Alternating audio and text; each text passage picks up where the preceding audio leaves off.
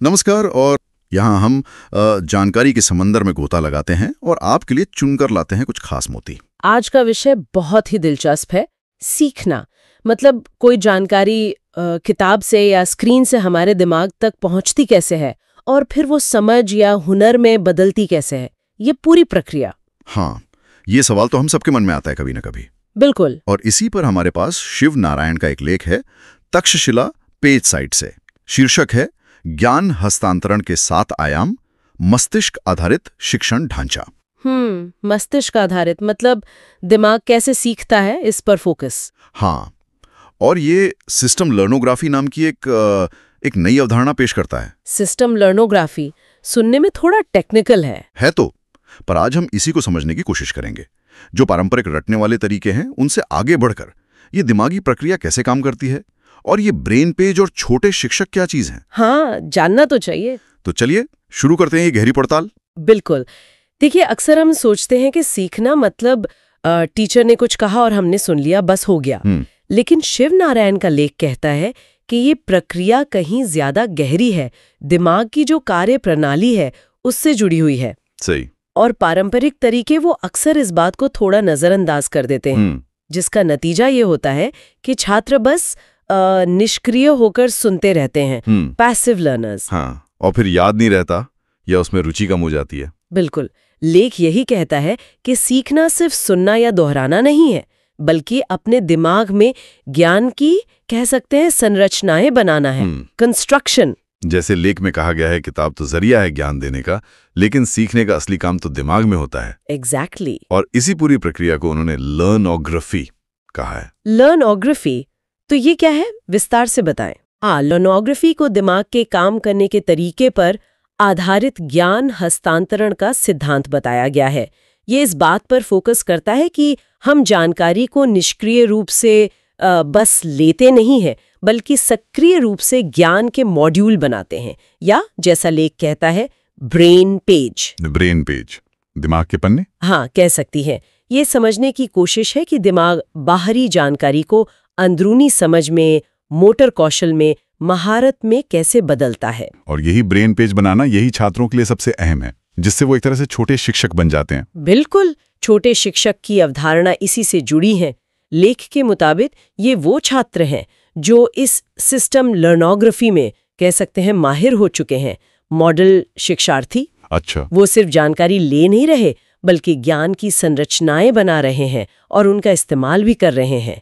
ये खुशी कक्षा या हैप्पीनेस क्लासरूम के विचार से भी जुड़ा है, जहां लेक्चर कम और काम करके सीखने का माहौल ज्यादा होता है।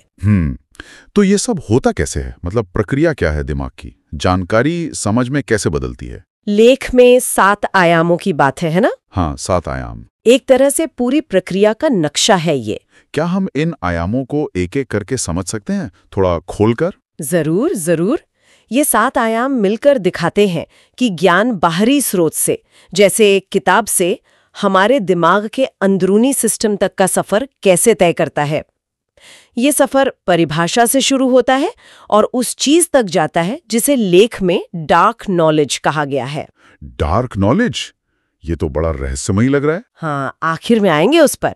पहला आयाम है डेफिनेशन स्पेक्ट्रम, यानी परिभाषा का दायरा। डेफिनेशन स्पेक्ट्रम, हाँ, अच्छा।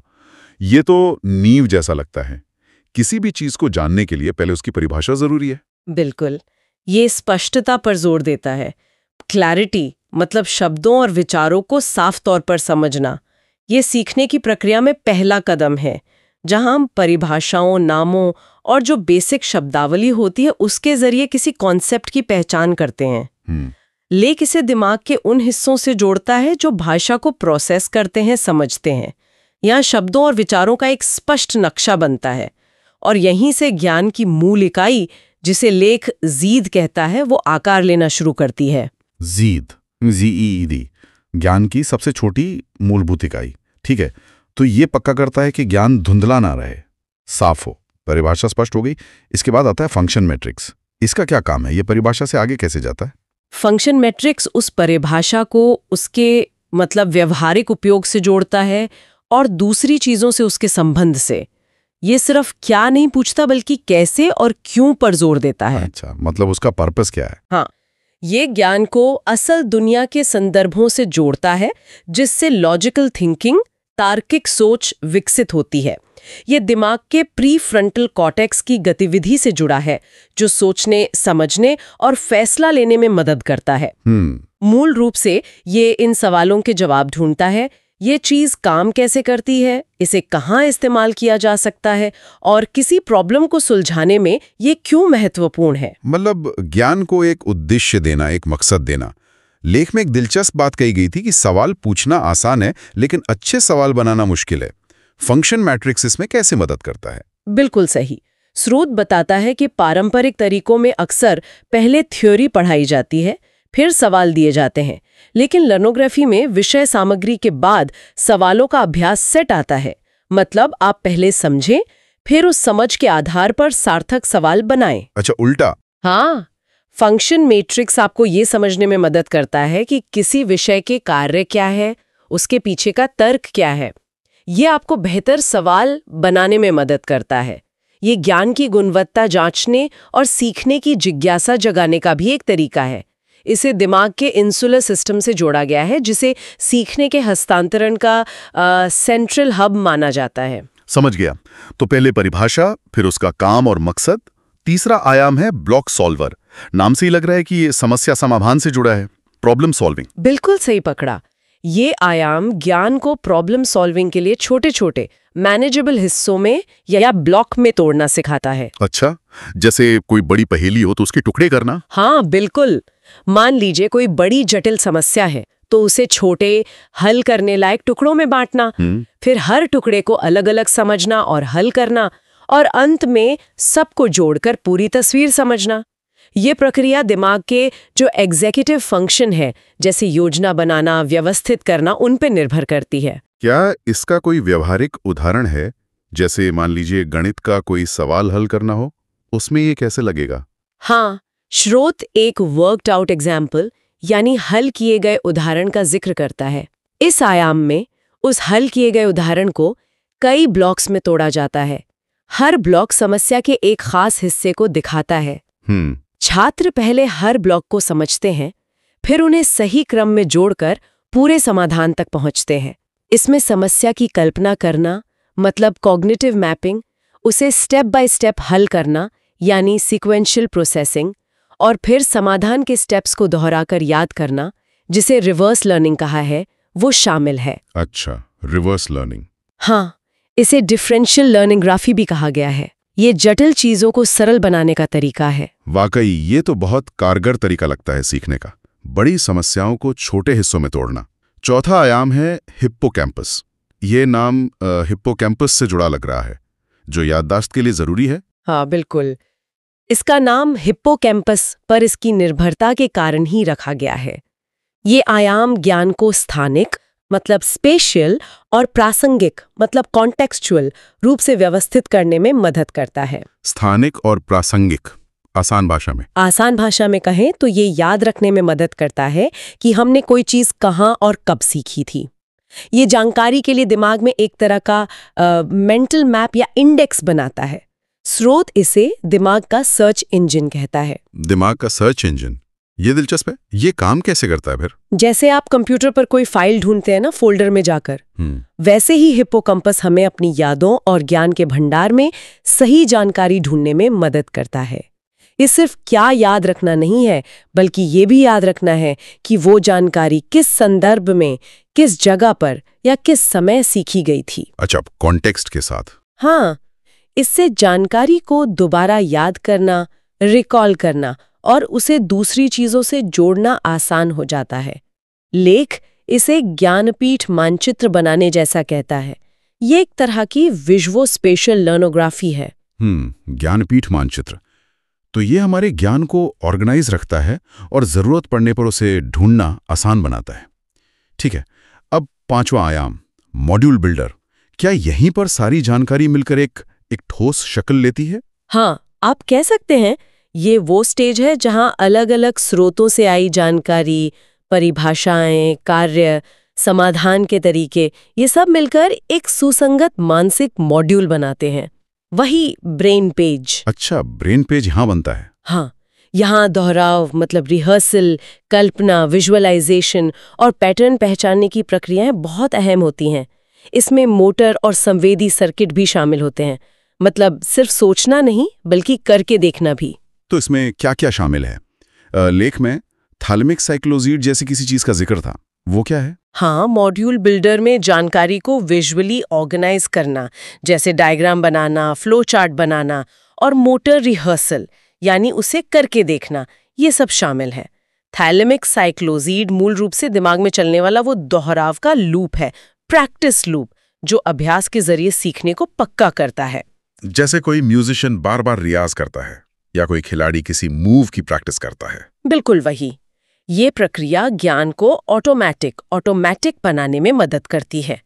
लेख इसे इंटीग्रल लर्नर क्रोनोफी कहता है, जहां ज्ञान एक संपूर्ण इकाई, एक इंटीग्रेटेड यूनिट बनता है। तो यहाँ अभ्यास और दोहराव से ज्ञान पुख्ता होता है और ऑटोमैटिक बन जाता है। छठा आयाम है टास्क फॉर्मेटर। ये प्रदर्शन या काम करने से जुड़ा लगता है, परफॉर्मेंस। सही पकड़ा आपने। टास्क फॉर्मेटर सीखे हुए ज्ञान को वास्तविक कार्य या प्रदर्शन में बदलता है। यह जानने यानी नोइंग और करने यानी डूइंग के बीच का पुल है। नोइंग डूइंग गैप को भरना। हाँ, बार बार अभ्यास, जो फीडबैक मिलता है, और अपने एक्शन को सुधारने, जिसे संवेदी मोटर अनुकूलन कहते हैं, उसके माध्यम से व्यक्ति किसी काम में महारत हासिल करता है। इसमें दिमाग का सेरिबेलम और प्री मोटर कॉर्टेक्स मुख्य भूमिका निभाते हैं, जो मूवमेंट और स्किल कोऑर्डिनेशन के लिए जरूरी हैं। तो इस स्तर पर ज्ञान सिर्फ दिमाग में नहीं रहता, बल्कि एक्शन में दिखने लगता है, परफॉर्मेंस में। हाँ बिल्कुल, यहाँ क्रियाओं को बार बार अभ्यास करके, असल स्थिति में उपयोग करके और सुधार के जरिए बेहतर बनाया जाता है। किसी भी क्षेत्र में विशेषज्ञता, एक्सपर्टीज हासिल करने के लिए ये बहुत जरूरी है। स्रोत इसे आइंस्टाइन जैसे प्रतिभाशाली दिमाग के छठे आयाम के रूप में बताता है। ये उन्नत विचारों, रचनात्मकता और नई खोजों की दुनिया का दरवाजा खोलता है। बहुत खूब। और आखिर में सातवां आयाम डार्क नॉलेज यानी गुप्त ज्ञान। ये तो वाकई रहस्यमय लगता है, क्या है? हाँ, ये महारत की वो छिपी हुई परत है जो अक्सर शब्दों में बयान नहीं की जा सकती, टैसिट नॉलेज। बिल्कुल। ये सहज ज्ञान है, इंट्यूशन, अनुभव से सीखी गई बातें हैं और अचेतन स्तर पर होने वाली लर्निंग है। अच्छा, जो हम जानते हैं पर बता नहीं सकते कि कैसे जानते हैं। हाँ, कुछ वैसा ही। ये अक्सर किसी चीज में पूरी तरह डूब जाने, मतलब इमर्शन और लगातार अभ्यास से हासिल होती है। ये विशेषज्ञ स्तर के प्रदर्शन और अंतर्दृष्टि, इनसाइट को संभव बनाती है। ये दिमाग के डिफॉल्ट मोड नेटवर्क से जुड़ी है, जो तब सक्रिय होता है जब हम बाहरी दुनिया पर ध्यान देने के बजाय अंतर्मुख होते हैं। तो ये वो ज्ञान है जिसे सीधे सीधे पढ़ाया या सिखाया नहीं जा सकता। जैसे आपने कहा, किसी अनुभवी डॉक्टर का मरीज को देखकर ही बीमारी भांप लेना। बिल्कुल। इसमें टैसिट नॉलेज शामिल है, यानी वो हुनर और समझ जो अनुभव से आती है, जिसे शब्दों में बताना मुश्किल है। इसमें अंतर्ज्ञान, इंट्यूशन भी है, जो बार बार के अनुभव से इतनी गहरी समझ बन जाती है कि हमें बिना सोचे ही सही रास्ता पता चल जाता है। और एक जीनियस जोन की भी बात है, जहां आत्म जागरूकता और गहरी समझ पैदा होती है। ये महारत की वो गहराई है जहां ज्ञान इतना रच बस जाता है कि वो बिना सचेत प्रयास के काम करता है। लेख इसे रचनात्मकता, नवीनता और उच्च स्तरीय सोच का स्रोत कहता है। इसे DABL यानी dynamic and live blackboard effect से भी जोड़ा गया है। वाह, तो ये 7 आयाम सीखने की पूरी यात्रा को कवर करते हैं, एक साफ परिभाषा से शुरू होकर उस सहज महारत तक, डार्क नॉलेज तक। लेख में ज्ञानपीठ मानचित्र का भी जिक्र था। क्या ये इन सभी आयामों को एक साथ दिखाता है? हाँ, ज्ञानपीठ मानचित्र को आप लर्नोग्राफी के इन 7 आयामों का एक विजुअल नक्शा समझ सकते हैं। ये दिखाता है कि सीखने की प्रक्रिया के दौरान ज्ञान दिमाग के अलग अलग फंक्शनल क्षेत्रों से कैसे बहता है, कैसे फ्लो करता है। एक मैप की तरह? हाँ, एक नेविगेशन चार्ट की तरह, जो शिक्षार्थी को डेफिनेशन स्पेक्ट्रम से शुरू करके फंक्शन मैट्रिक्स और ब्लॉक सॉल्वर से गुजरते हुए, हिप्पोकैम्पस की मदद से नेविगेट करते हुए, फिर मॉड्यूल बिल्डर में ज्ञान को संगठित करते हुए, टास्क फॉर्मेटर के जरिए उसे एक्शन में बदलते हुए और अंततः डार्क नॉलेज की गहराइयों तक ले जाता है। ये सब सुनने में तो बहुत व्यवस्थित लगता है, पर इसे असल में लागू कैसे किया जाता है, प्रैक्टिस में कैसे लाते हैं? लेख में थैलेमिक साइक्लोजीड रिहर्सल या TCR प्रक्रिया का उल्लेख था, ये क्या है? हाँ, स्रोत ब्रेन पेज बनाने की एक व्यावहारिक प्रक्रिया बताता है, TCR। इसमें किसी स्रोत जैसे किताब का पन्ना उसकी सामग्री को दिमाग में 3 से 5 बार दोहराकर, मतलब रिपीट एक्शन करके, उसे ब्रेन पेज पर अपलोड करना शामिल है। अच्छा, बार बार दोहराना। हाँ, ये वही थैलेमिक साइक्लोज्ड या प्रैक्टिस लूप है जिसकी हमने पहले बात की थी मॉड्यूल बिल्डर में। फिर किताब बंद करके उस जानकारी को दिमाग के ब्रेन पेज से निकालकर कागज पर लिखा जाता है, जिसे मोटर जीट पेज कहा गया है। मोटर जीट पेज मतलब हाथ से लिखना। हाँ, लिखने का एक्शन। इस तरह छात्रों को 3 तरह के पेजों पर यह प्रक्रिया पूरी करनी होती है।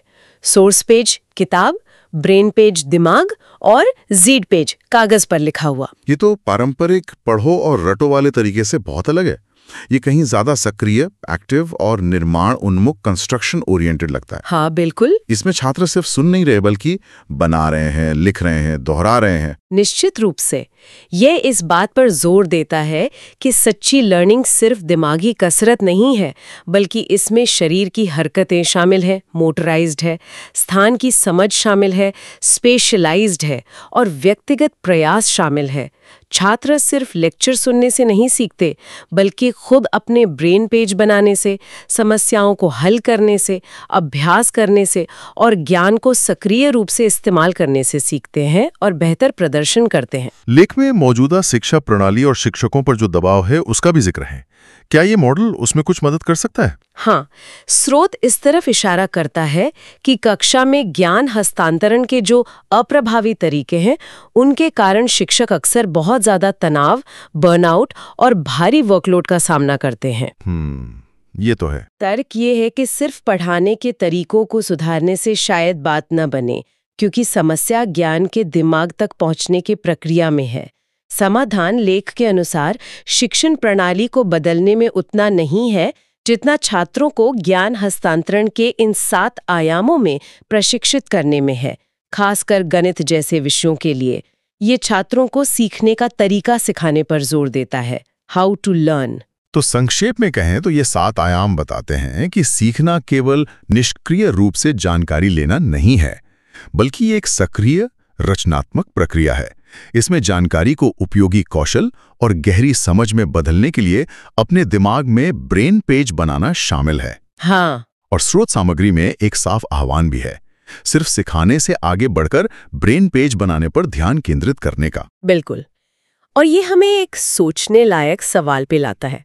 अगर सीखना वाकई इतनी व्यवस्थित अंदरूनी निर्माण प्रक्रिया है जिसमें मोटर और स्थानिक प्रणालियां भी शामिल हैं, तो हमारे मूल्यांकन के पारंपरिक तरीके जो अक्सर सिर्फ याददाश्त पर रखते हैं, रटने की क्षमता जांचते हैं, उन्हें कैसे बदलने की जरूरत पड़ सकती है? ये तो बड़ा सवाल है। परीक्षाओं का क्या होगा? या फिर दूसरी तरफ सोचे, इन आयामों को समझना किसी व्यक्ति के लिए अपने जीवन में नए जटिल कौशल सीखने के तरीके को कैसे बदल सकता है, चाहे वो कोडिंग सीखना हो, कोई नई भाषा हो या कोई वाद्य यंत्र बजाना सीखना हो। हाँ, ये सीखने की प्रक्रिया को ज्यादा प्रभावी बना सकता है शायद। बिल्कुल। ये सोचने के लिए एक दिलचस्प नुक्ता है।